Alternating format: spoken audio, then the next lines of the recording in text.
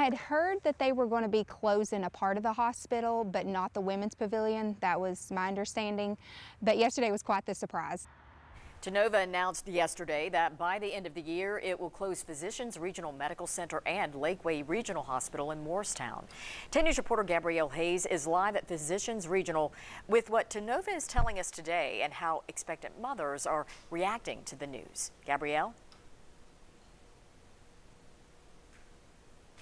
Robin, this location will be closed in December, leaving some surprised and a few a little disappointed. Jada Mays says 3 of her little ones were born at Physicians Regional Medical Center. Shiloh and Ezra and Gabriel. She now has 5 kids and was hoping to deliver a 6th at the same hospital next year.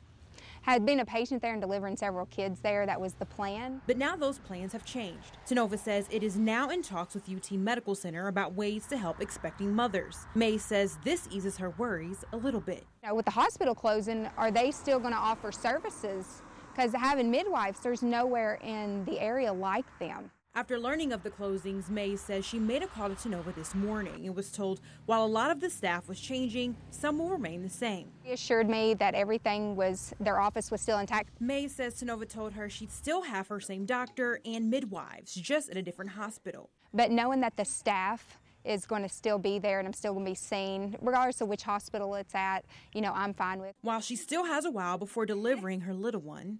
I'm due June 11th, 2019. She says as a mother of 5, she completely understands the worry of new moms-to-be. And those people especially that are delivering so close to the hospital being closed, and there's going to be so many just abrupt changes, I definitely understand their concerns.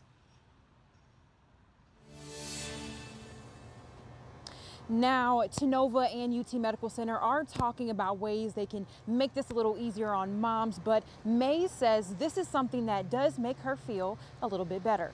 Back to you.